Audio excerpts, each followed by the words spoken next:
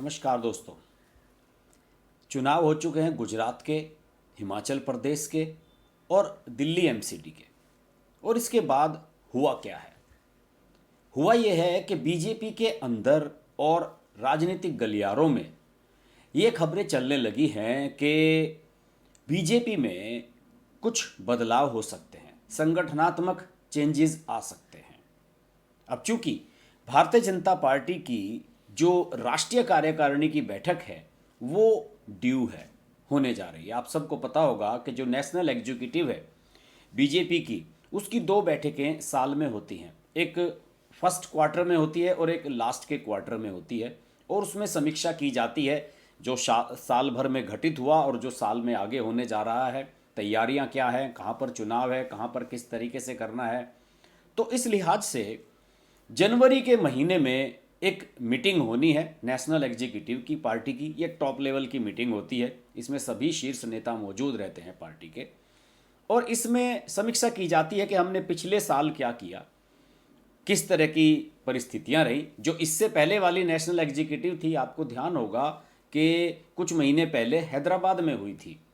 तो एक और भी परंपरा पार्टी के अंदर बन गई है कि साहब हम नेशनल एग्जीक्यूटिव की जो मीटिंग है, यानी कि टॉप लेवल की जो मीटिंग है, उसी राज्य में रखेंगे जहां पर आने वाले समय में चुनाव होने हैं।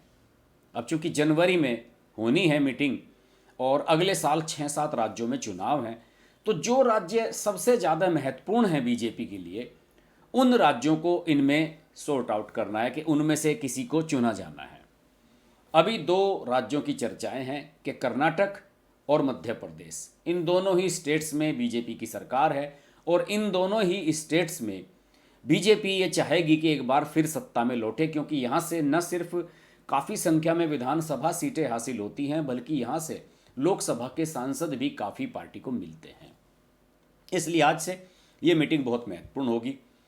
दूसरे, पार्टी के जो अध्यक्ष हैं जेपी नड्डा, उनका कार्यकाल 20 जनवरी को खत्म हो रहा है, और चर्चाएं राजनीतिक गलियारों में ये भी है कि हिमाचल प्रदेश में जिस तरीके से पार्टी को हार का सामना करना पड़ा है, उसकी गाज कायदे से जेपी नड्डा पर गिरनी चाहिए। सोशल मीडिया पर तो बहुत सारी चीज़ें चल रही हैं। सोशल मीडिया पर डिमांड चल रही है कि गुजरात के जो प्रदेश अध्यक्ष हैं CR पाटिल, उन्हें पार्टी का अध्यक्ष बना दिया जाए, क्योंकि उनके नेतृत्व में गुजरात में रिकॉर्ड तोड़ जीत मिली है पार्टी को। दूसरे, एक और चर्चा चल रही है कि भूपेंद्र यादव को बना दिया जाए पार्टी का अगला अध्यक्ष। बहुत सारे नाम चल रहे हैं, मैं किसी का नाम नहीं लेना चाहूँगा। और बीजेपी एक ऐसी पार्टी है जिसमें कभी भी कुछ भी हो सकता है। जिस समय अमित शाह अध्यक्ष बनाए गए थे, ऐसी कुछ खास चर्चा थी नहीं अमित शाह को अध्यक्ष बनाने की, और बना दिए गए। आज देखिए अमित शाह कहाँ पहुँच चुके हैं। और जेपी नड्डा भी जब अध्यक्ष बने थे, तो जेपी नड्डा को लोगों को सरप्राइज हुआ था कि जेपी नड्डा को अध्यक्ष कैसे बना दिया गया, क्योंकि वो एक पार्टी के, ठीक है, महामंत्री भी थे, जनरल सेक्रेटरी थे, और इसके अलावा वो कार्यालय के प्रभारी भी थे बीजेपी के नेशनल। लेकिन उन्हें मास लीडर नहीं माना जाता था और उनका कोई ठोस बेस नहीं था। तो लोगों को ये समझ में नहीं आया था कि आखिरकार जेपी नड्डा को अध्यक्ष बनाया क्यों गया है। लेकिन जेपी नड्डा अध्यक्ष बने हैं और पिछले 3 साल से बिल्कुल बढ़िया काम कर रहे हैं। पहले अस्थायी तौर पर बने थे, फिर परमानेंट बन गए, और उनके नेतृत्व में कई राज्यों में बीजेपी ने बड़ी जीत हासिल की है, जिसमें उत्तर प्रदेश जैसा बड़ा राज्य शामिल है। लेकिन अभी हाल ही में जो हिमाचल प्रदेश में बीजेपी की चुनाव में हार हुई है, इसे लेकर तो चर्चाएं निश्चित रूप से चल ही रही हैं। कहा जा रहा है कि केंद्रीय मंत्री अनुराग ठाकुर, जो हमीरपुर से सांसद भी हैं हिमाचल प्रदेश से, उनके पिता प्रेम कुमार धूमल चीफ मिनिस्टर रहे हैं हिमाचल प्रदेश के, और ये कहा जा रहा है कि धूमल और नड्डा की नहीं बनती थी, और इसी वजह से ठाकुर और नड्डा की नहीं बन रही है। और कुछ लोगों का तो ये भी आरोप है कि इन दोनों के आपसी टकराव की वजह से टिकट वितरण सही नहीं हो पाया। पार्टी के बहुत सारे नेता, 20-22 के करीब नेता बागी हो गए, और उन्होंने जाकर बगावत के तौर, बागी प्रत्याशी के तौर पर चुनाव लड़ा, और इस वजह से बीजेपी 10 से 12 सीटें हार गई, वरना बीजेपी फिर से सत्ता में हिमाचल प्रदेश में आ सकती थी। तो इस हिमाचल प्रदेश की हार का विश्लेषण भी निश्चित रूप से इस नेशनल एग्जीक्यूटिव में होगा। अभी ये तय नहीं है कि ये कर्नाटक में होगी या मध्य प्रदेश में होगी। आपको पता होगा कि पिछली एग्जीक्यूटिव अक्टूबर में हुई थी हैदराबाद में, और आपको मैंने शुरू में बताया कि 2 मीटिंग इस तरह की होती हैं। इसके साथ साथ बहुत सारी चीज़ों पर चर्चा होगी इस मीटिंग में। और चर्चा ये भी होगी कि एमसीडी के हम चुनाव हारे हैं और एमसीडी के चुनाव के हार के बाद हमें दिल्ली में किस तरीके से अपने आप को आगे बढ़ाना है, क्योंकि दिल्ली में अभी स्थायी रूप से प्रदेश अध्यक्ष की नियुक्ति नहीं हुई है। सचदेवा को जो है टेम्परेरी अध्यक्ष बनाया गया है, कार्यकारी अध्यक्ष बनाया गया है, क्योंकि आदेश गुप्ता ने जो वहाँ के अध्यक्ष थे उन्होंने इस्तीफा दे दिया था, ये कहते हुए कि साहब मैं पार्टी की हार की जिम्मेदारी एमसीडी चुनाव में लेता हूँ। तो वैसे भी बीजेपी के सामने फोकस दिल्ली बहुत बड़ा है। दिल्ली में बीजेपी एक लंबे अरसे से लगभग 20-25 साल से सत्ता में नहीं लौटी है।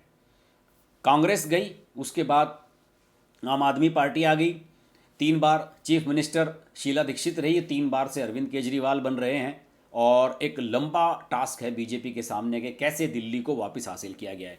जबकि दिल्ली बीजेपी का वो गढ़ रहा है जहां पर वो 80s 90s में भी जीतती रही है, जब बीजेपी को राम मंदिर आंदोलन से पहले जब बीजेपी को कोई जानता भी नहीं था, तब भी दिल्ली में मदन लाल खुराना, विजय कुमार मल्होत्रा जैसे दिग्गज नेता हुआ करते थे जो बीजेपी का परचम यहाँ पर फहराया करते थे। लेकिन आज बीजेपी यहाँ पर स्ट्रगल कर रही है और उसे ये समझ में नहीं आ रहा है कि किस तरीके से वापस यहाँ सत्ता में लौटा जाए। इसलिए यहाँ पर यह भी चर्चा हो रही है पार्टी के अंदर कि किसी फायर ब्रांड नेता को यहाँ पर प्रोजेक्ट किया जाए अध्यक्ष के तौर पर या भावी सीएम के तौर पर। और चर्चाएं जो चल रही हैं वो चर्चाएं चल रही हैं सबसे ज़्यादा कपिल मिश्रा को लेकर।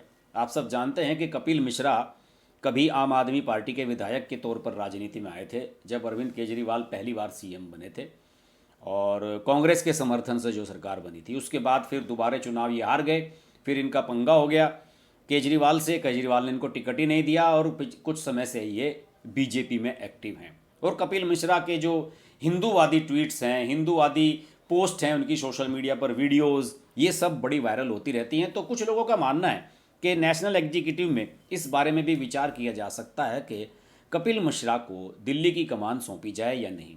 कुछ लोगों का कहना है कि शायद जेपी नड्डा पर भी विचार किया जाए कि जेपी नड्डा को नया अध्यक्ष बनाया जाए या नहीं।